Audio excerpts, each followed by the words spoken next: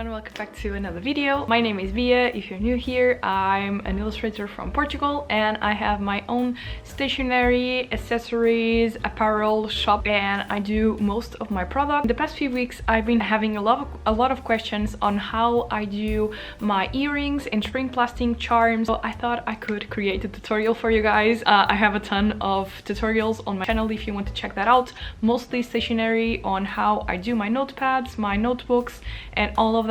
So yeah, let's go into the video. The materials that I use and that I mention, I'm going to leave in the description of the video, and you can also check out my website. I have links in there of all the materials that I use on my business, like paper and all these kind of things, if you are also interested in that. The shrink plastic that I use is not the one that you draw on. I use a special shrink plastic that you can print on an inkjet. I printed myself on my studio. I use a Canon IX6850. It's an A3 printer and I absolutely love it. I have a whole video about printing and all of that if you want to check that out. I already experienced with a couple of printable shrink plastic, but this is the one that I love the most. It's the one that keeps the shape and doesn't distort after going to the oven. So far it's been the one that works best for me. Finish off the earrings, I use a resin. Also for this one, I already tried a couple of them, and the one that I use right now, it's the one that works best for me. I've used some that get really yellowish over time. A lot of UV resins will also yellow over time, but the time for that to happen, it's a lot longer. Also, I can only put it on the UV light for a couple of minutes and it's not tacky at all. I also recommend you to wear a mask because of the fumes and all of that can affect your lungs over time. And if you are going to be touching the material a lot, wear gloves as well. It can also affect your skin. So yeah, please keep that in mind when using UV resin and resin in general, because it's a really strong material, so you should be protecting yourself. I also use two UV lights. I get those small ones that you get to do like your nails or something. You can get cheaper ones. I'm going to put the ones that I use in the description. More recently I got another one just to make the process a bit faster, and I really like them both, so I'm going to put them both in the description so you can check that out. To mount the earrings itself, you'll also need pliers and all this kind of materials, but it will really depend on what you're going to do with the charm. But I'm going to leave some pliers in the description that are similar to mine. I got one more recently in a local shop, but the ones that I use since ever were my dad's, so it has been like with me since forever, so you can just use wherever you already have in hand. Now that we talked about materials and that I showed you what I use, let me go through the process of making the charms itself, and it all starts with printing. So let me show you the settings that I use and how I set up the file to print the shrink plastic, because I feel like this and the oven part is going to be one of the most important parts in the whole process. Okay, I have my Photoshop open in here. I always use Photoshop to print my files. Right now I need to restock the magical cat and some other things, so I'm just going to rearrange this sheet right here. But before, let me show you the settings that I have in use here. So I always add a bit of brightness, because the thing with shrink plastic is when it goes to the oven it will get a lot darker than the thing that you're printing or designing, or even the ones that you draw on. It's going to get darker once it goes to the oven, so you're going to add a little bit of brightness. I have my brightness on a 5, so it's not a lot. But to even make it the colors a little bit better, I added a little white rectangle on top of all of the layers. This layer, it's always blocked, so I never basically touch it, and it's set to 30% opacity here, so it's going to basically make the colors less saturated, and once it goes to the oven it gets to the colors that I want. Once I have my design set and the sheet that I want to print, I just click print. I select the printer that I want, and for this I'm going to use the settings that I already have saved in here. As you can see, I have a lot of things saved here. I'm just going to use one of the A4 borderless settings that I have. My printer can print borderless, so I can use the sheet a lot more. These are the settings that I use. You can, you know, take a picture of here if you are using the same printer and if you don't know what to use.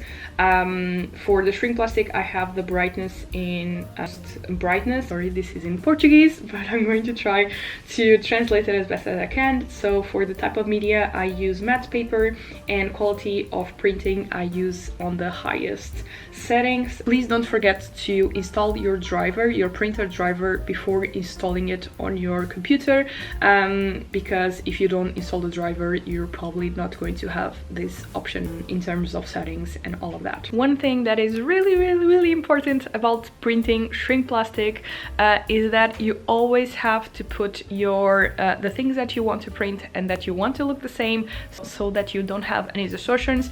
They always have to be facing the same way. So if you have an illustration that is made vertically, you'll have to have it every time you repeat it on the sheet vertically. If you try to rotate it so it will fit on the sheet, they will distort on the oven, because the shrink plastic will always shrink in the same direction. So if you have the same image vertically and the same image printed horizontally, it's going to distort and it's going to shrink differently. That's the most important thing, and that's what I see most people doing wrong when it comes to shrink plastic. They try to fit everything in the sheet like we do with stickers and all of that, but it doesn't work because, yeah, it will shrink differently. So very important. The shrink plastic is printed. As you can see, it's a lot lighter than the designs, if you know the designs that I'm showing you here. So let's cut them. I still just use a scissor. I tried with my Silhouette, but it's another model, it's a Cameo one, and I can't use the blade that you can cut a little bit deeper, so I still just use a good scissor. And it's really important to use a good one because shrink plastic can rip off very easily. You want to be very gentle with it, because if you fold the shrink plastic a bit, it can rip off very easily. And when I mean rip off, this, so yeah, I'll have to be very careful with it. And that's why also for earrings and all of that, I don't do a lot of very intricate designs. See, I try not to move the scissor, but move the shrink plastic, because otherwise moving the scissor, it will create like especially on this parts where you have like details and angles and all of that, it will create a lot of tension with the on the shrink plastic. And if you move the shrink plastic instead of moving the scissor, that won't happen as much. Where you have like intricate spaces like this, where like you have angles or something uniting, it's always easier to cut in one direction and then go ahead and do the direction on top and then have a finishing cut. Otherwise you'll have to go around with the shrink plastic a lot and it will probably, you guessed it, rip off. Angles, I just try to do like a cut on this direction and then on this direction, and then when it comes to this, I just snap it off.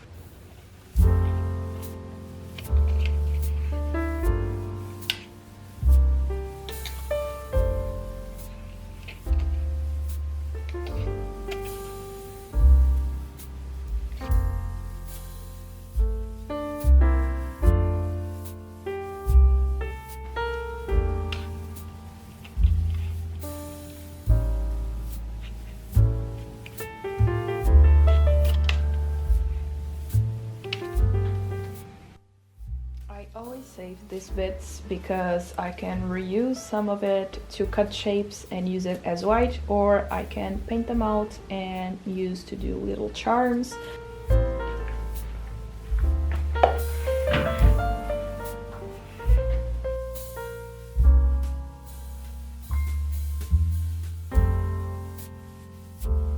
The pieces are all done, so it's time to go to the oven. This is the oven that I use. It's a mini oven. I'm not sure if this one is still available, but I'm going to try to find a similar one on Amazon. It cost me, I think, 30 euros or something like that. Oh my, the dirt, okay.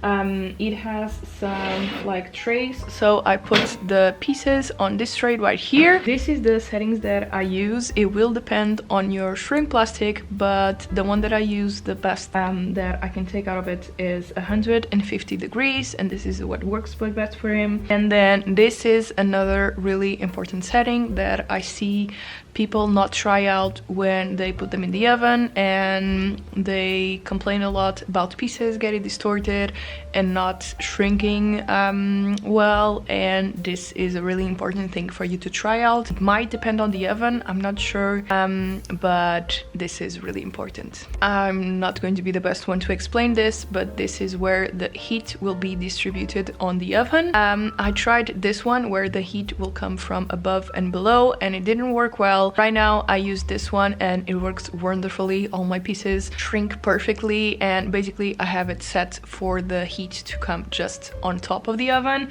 and then I use the tray on the lower part of the oven as well, so it's not too close to the heat. To put the pieces in the oven, I use a baking sheet. Let's ignore the state of this one. I just basically reuse them as much as I can. When they come out, I use a spatula. Let's also ignore this one. I sent the oven to preheat and I forgot that I had this on the inside, so yeah, this happened, but like just a straight spatula will do, and the bigger, the more pieces you can tap when they come out of the oven, because yeah, you have to be very fast when they come off. You can also use a heat gun.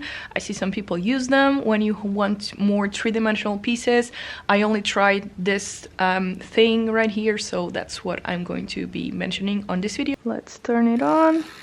I have all my pieces in here and I'm just going to distribute them on the baking sheet. If I put these bigger pieces, I always try not to put too many of them, maybe 4 or 5 of each, not because they don't fit on the sheet, but you're going to understand later. Once the pieces come out of the oven, they are going to go hard and cold very fast, so you just have a few seconds to put them out of the oven, tap them so they maintain the shape, and they will solidify very fast. So I don't want to put too much because I would have to be like very fast tapping them. Okay, it's already warm, so let's put it inside. We're going to try to place it like in the middle of the oven so the heat will be even. You can already see it shrink. It's just a few seconds and you can already see they are maintaining the shape. Once they stop shrinking, I'm going to take them out. Shrinking anymore. We're going to put them on the table. I normally just leave this open so it's faster. And I'm going to apply pressure. As you can see on the bigger pieces, I can only do once at a time, but for the smaller ones I can do like 2, and I just do this really fast because as I'm doing this they are solidifying. Even if you put them in the oven again, they will not you cannot change its shape anymore. And these are done, so now we are going to do the same with the rest of them.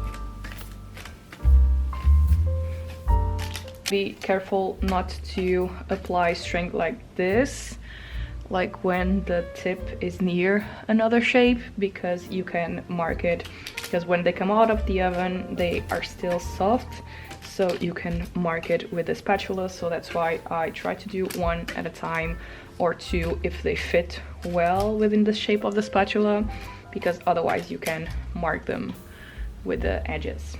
This is the color different that I meant. That's why when we print them, we put them much lighter, because as you can see, when they go to the oven, they get much darker, and this is the color of the original illustration. You can also try to do the math on how much they will shrink. This will depend on the shrink plastic. This one shrinks 1/3 of the original size of the printing, so I can always compare to other charms that I already have and know more or less what the original size will become when it shrinks. So yeah, this is how it looks.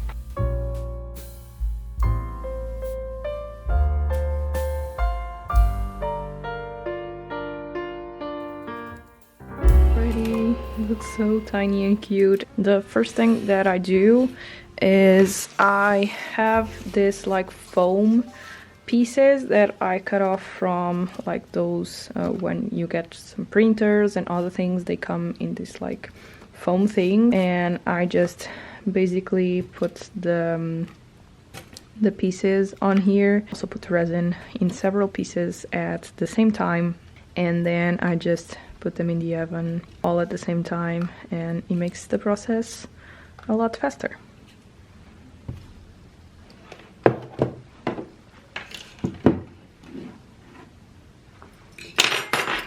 These are all the materials that I use for the resin parts. I actually put resin in all the pieces once, and then I apply it a second time, because for the first one, when it adheres to the material, it creates some bubbles, and on the second time, when it's resin on top of resin, it gets the dome effect, and it gets a lot less bubbles, or nearly none.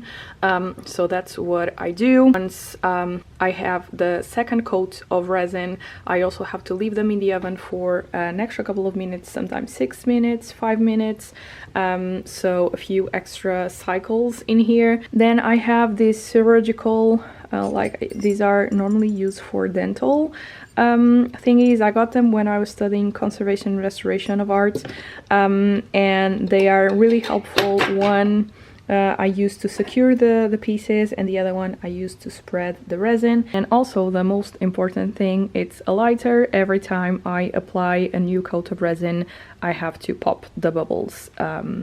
So I use this lighter so I don't have to go near the resin, and that's why I also use these things, so that I don't have to touch the resin with my hands, and I can always stay within a safe distance.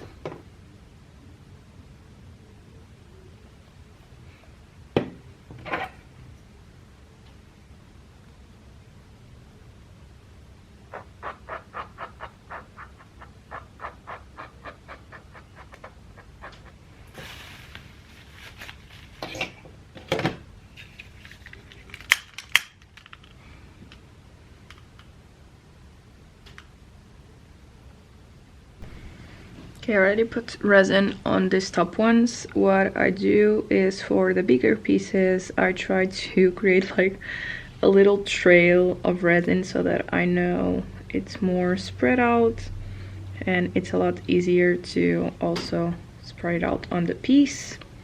And then for smaller pieces, I just do like a little drop, and I try not to touch with the tip of this on the piece itself, because otherwise it will glue to it, and the piece will sometimes come together with the tube. And then I just use my little, and this one with the little pointy tip I use to hold the piece in place, and then this one I just use to spread. First coat, it can be a bit thinner because I already know that it's going to create bubbles, at least on the bigger pieces, so I don't worry too much about being a thick layer. Then after applying it all, I just go with my light there, and I just go above all the pieces and I just pop all the bubbles that might be in here, and I pop them in the oven.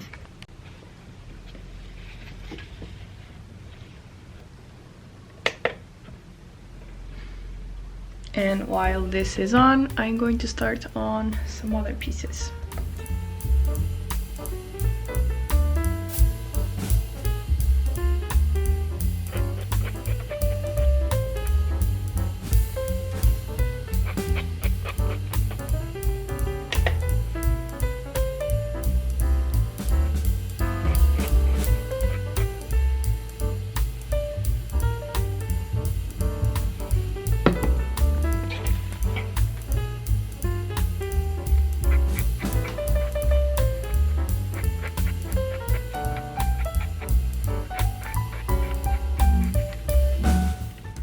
Some bubbles are really tiny and invisible, but this one is very visible, so let's see if I can film it pop.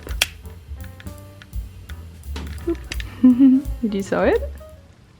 Sometimes there might be some like visible lint, like you can see in there. Go here while it's not curing, and I just take it out like that.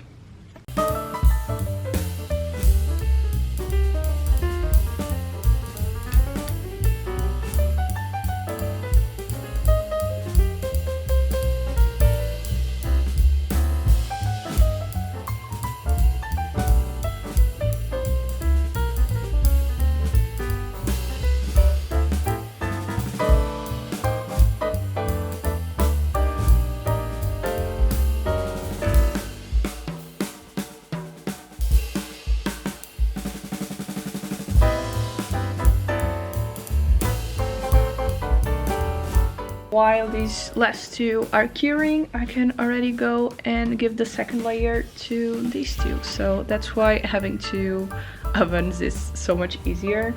Okay, so this is how they look. They have no bubbles or anything. Sometimes that happens with smaller pieces, and bubbles happen more on like bigger pieces. I don't know if you can tell, it's like these little dots that you see. Like this, you can see them, like the little dots there. It's bubbles that popped in the oven, and then they go like this, and these ones are like tiny and nice, so they don't even need a second coat. Sometimes small pieces don't really need it. Don't forget to ventilate your rooms. Important. Yeah. Open those windows.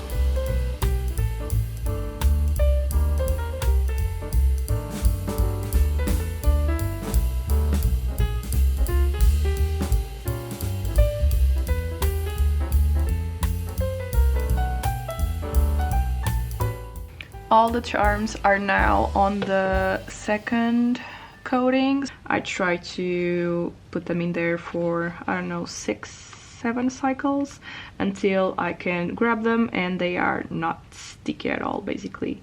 And then basically it's a lot of just clicking the bottom, let them sit and cure while I'll do other bits, and that's it for the resin part and the oven part.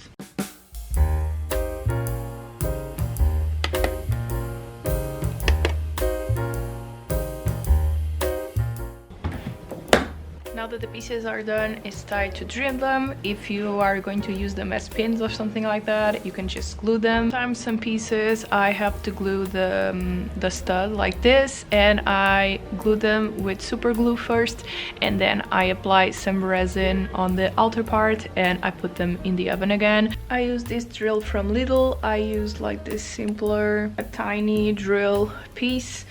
Sometimes from time to time I have to come with a plier, I'm not sure if that's the name, and cut all of these out because the shrink plastic, when it eats up while drilling, will go on the tool here.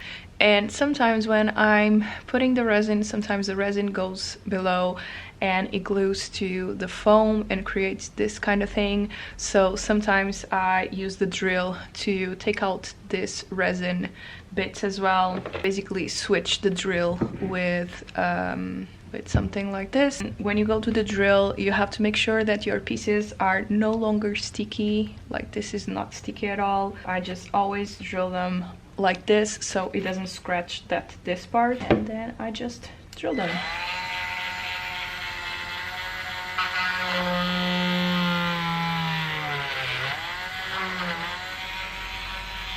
And that's it.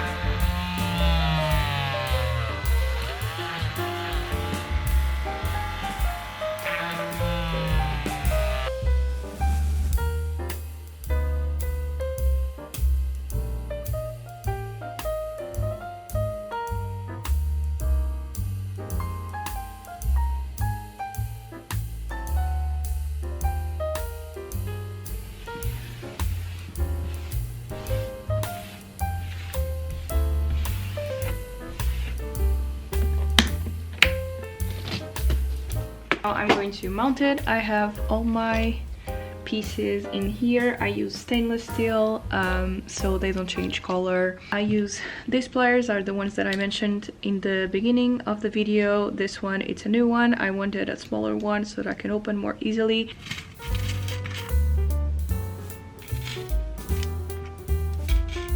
So this one I used to hold and this one I used to open, and then I just mount it away.